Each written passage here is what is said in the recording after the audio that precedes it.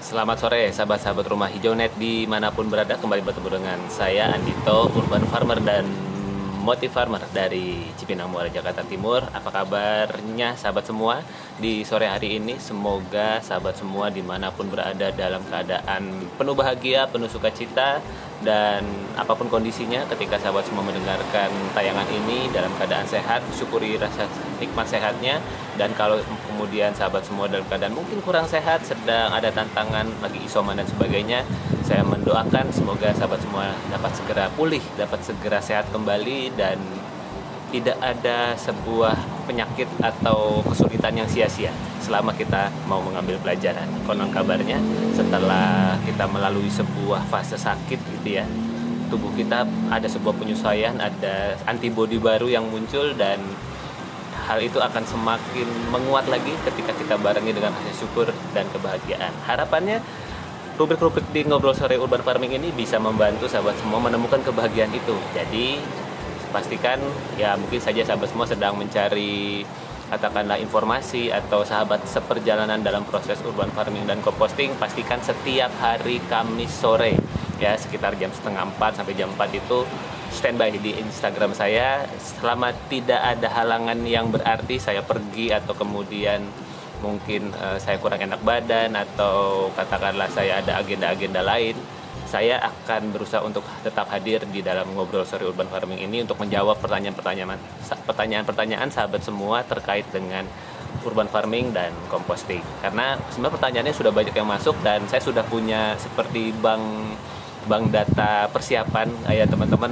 Ada yang mau ditanyakan apa, saya sudah kumpulkan di situ. Itu menjadi sebuah materi yang bisa saya sampaikan di Ngobrol Sore Urban Farming ini. Bahkan kalau misalkan teman-teman nih misalnya ya ada yang mau bertanya, terus kemudian menuliskan di kolom komentar atau kemudian menjapri di nomor WhatsApp saya bagi yang tahu, atau kemudian bisa langsung ke Instagram saya, DM langsung di Instagram @wahyoandito atau di Facebook juga @wahyoandito.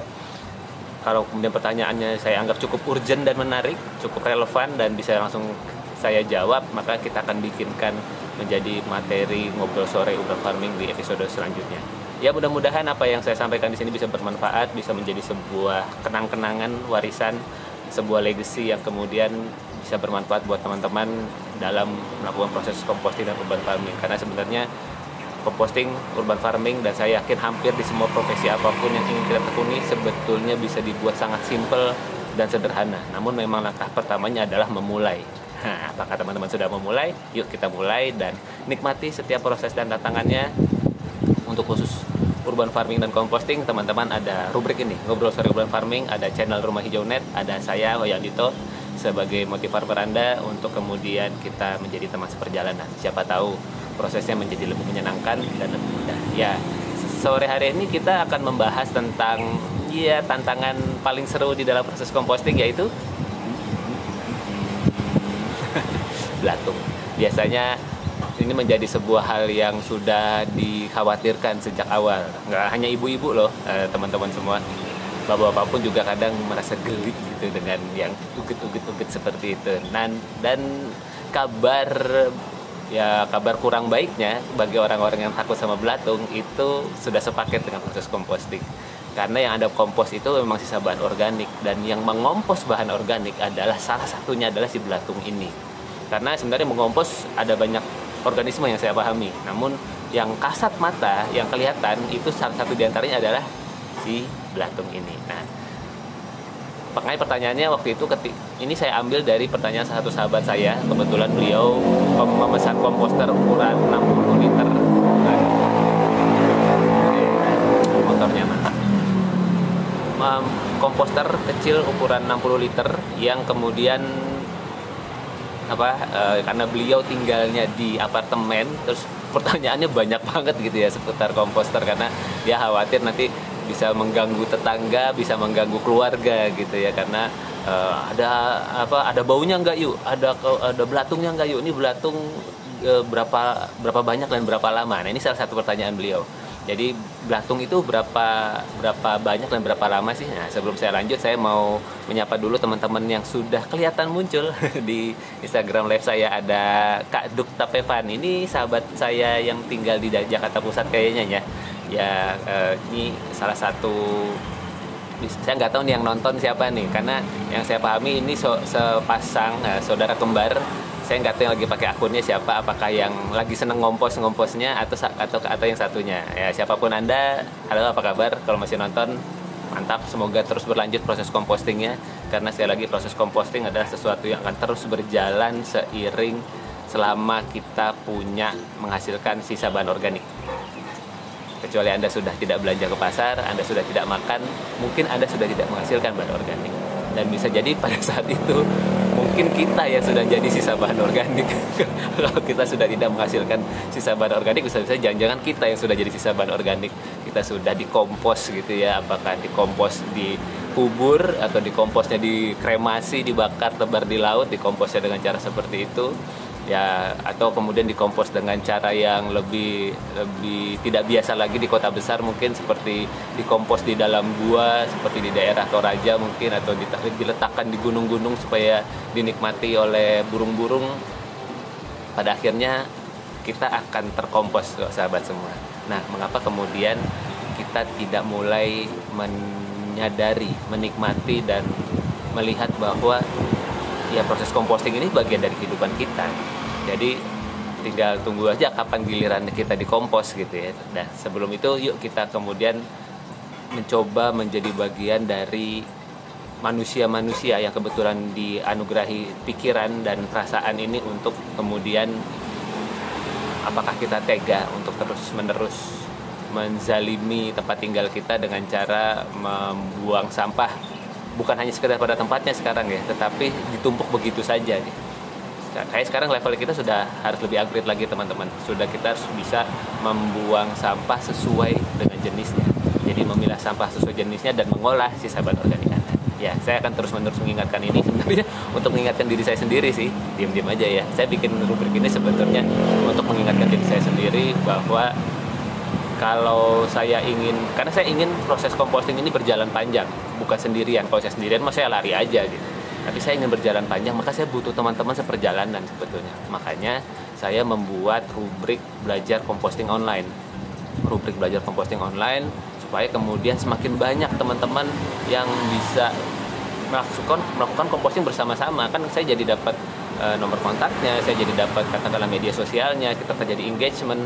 Jadi kalau ngerjain sesuatu yang seru bareng-bareng kan asik ya. Nah, ya, siapa teman-teman yang mau ikut belajar composting online, silakan langsung japri saya saja di sini. Nanti saya berikan linknya dan saya akan infokan batch terdekat yang sedang berjalan. Karena kalau sekarang nih batch kedua sudah jalan ya. Kulwa pertama sudah mulai dan batch pertama sudah selesai, sudah ada full zoom-nya, sudah e-book sudah dibagikan. Senang melihat progres teman-teman di batch 1 dan sekarang sudah masuk ke batch 2.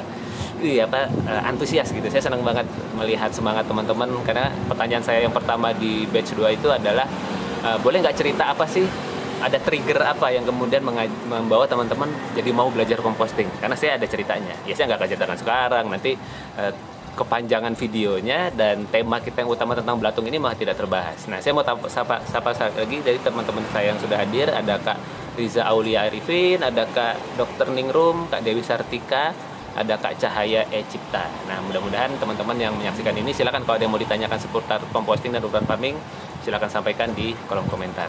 Mungkin ada yang baru pertama kali menonton tayangan ini di hari Kamis sore ini, pastikan teman-teman kalau mau ngobrol-ngobrol sama saya, ya sharing-sharing apapun seputar keseruan composting dan urban farming teman-teman, silakan mampir di Ngobrol Seru Urban Farming, tinggalkan pertanyaan Anda dan kita akan bahaskan secara santai. Oke. Sekarang kembali ke bahasan belatung tadi ya. Belatung itu berapa banyak dan berapa lama? Oke, kembali tadi. Kabar kurang baiknya, belatung ini memang sesuatu yang pasti ada. Nah, kabar baiknya adalah belatung ini bisa kita atur. Gimana Mas diajak ngobrol? Ya nggak kayak gitu juga. Cara mengaturnya adalah dengan memahami bagaimana proses composting itu terjadi. Karena itu salah satu hal yang membuat saya perlu ceritakan dulu berdasarkan pengalaman saya, pengalaman mentor saya, dan pengalaman mendampingi teman-teman yang berproses dalam proses compostingnya. Biasanya belatung dan bau itu muncul dan menjadi tantangan sangat berat atau sangat besar adalah ketika sisa bahan organik Anda terlalu basah.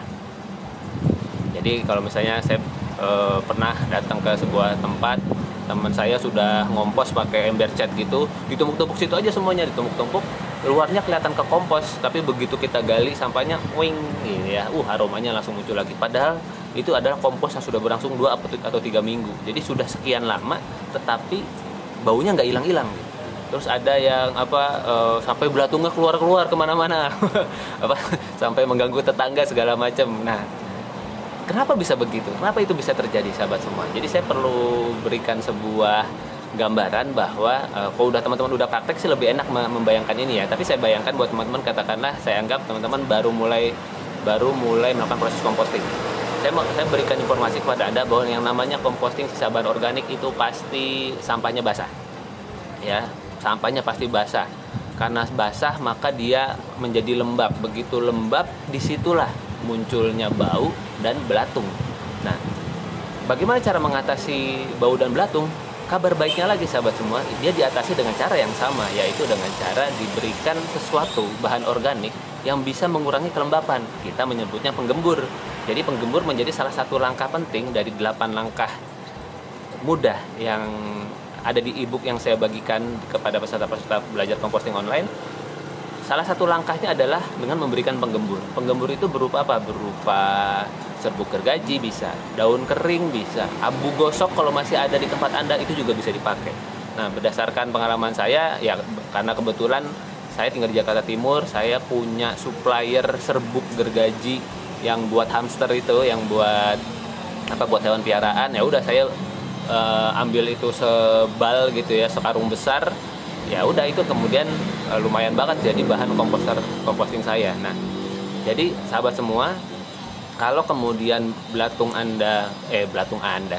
komposter Anda terlalu banyak atau aroma komposter Anda terlalu banyak, maka berikanlah penggembur. Lalu berapa banyak penggembur yang diberikan? Ya secukupnya saja gitu. Maka kalau kembali ke pertanyaan tadi, berapa lama sih atau berapa lama belatungnya? Maka pertanyaan ada tergantung ya, terpulang kepada seberapa lembab sisa bahan organik Anda. Kalau bahan organik Anda terlalu basah, maka bisa jadi durasinya lama, bisa jadi jumlah belatungnya banyak. Nah, artinya kalau ketika Anda sudah mulai muncul belatung, satu hal yang ingin saya ajak kepada teman-teman, disyukuri dulu. Oh, syukuri ada belatungnya. Karena apa? Dengan ada belatung, tandanya proses composting berjalan dengan baik. Satu itu. Yang kedua adalah Anda kemudian berikan penggemburnya. Berikan penggembur supaya apa? Belatungnya akan berkurang. Belatungnya akan menjadi lebih tenang. Biasanya tentu tidak langsung hilang, enggak. Anda berikan, lalu dalam prosesnya sehari Anda intip lagi. Kalau masih banyak, berikan lagi. Terus seperti itu sampai kemudian suasananya mereda. Jadi kalau kemudian belatung itu muncul, aroma itu muncul, maka kuncinya ada di penggembur. Pastikan teman-teman memberikan penggembur pada belatung Anda. Jadi berapa banyak bisa diatur, berapa lama durasinya bisa Anda atur. Begitu kemudian muncul dan menurut Anda itu sudah menggelisahkan, berikan penggembur. Kalau saya sudah ada di level, ya kebetulan memang pernah ada banyak banget, tapi saya sudah merasa bahwa ada jumlah-jumlah belatung yang cukup buat saya santai aja. Apalagi saya punya ayam di rumah, jadi ketika ada belatung saya mah seneng banget. Justru kemudian wah udah mulai banyak nih, saya kumpulin, saya kasih ke ayam saya, rame langsung dimakannya seperti itu. Jadi itu bisa jadi tambahan nutrisi buat hewan-hewan yang kita miliki, ayam, ikan, burung, masih bisa ditambah nutrisi. Nah, sahabat semua, saya lagi, belatung bukan untuk dimusuhi, bukan untuk dijauhi, justru itu kita syukuri dan kita kendalikan. Kita atur jumlahnya, kita atur durasinya dengan cara memberikan penggembur. Sip, sudah bisa dipahami sahabat semua? Nah, kalau sudah bisa dipahami, semoga bisa bermanfaat. Boleh tuh di sebelah kanan ada tombol love-nya, boleh dipencet itu supaya kemudian rame engagement kita. Dan saya sapa dulu teman-teman yang sudah bergabung. Tadi ada Kak Cahaya Ecipta ya, ada Kak Risti, ada Mas Bro Abu. Lama kita nggak ketemu ya Mas Bro. Ada sama Kak Win Sojiro. Baik sahabat semua, kalau belum ada pertanyaan seputar composting dan urban farming, saya cukupkan dulu video kali ini. Baik, buat sahabat semua, selamat melakukan proses composting di tempat Anda, apapun metodenya. Yang penting itu sudah mulai Anda lakukan.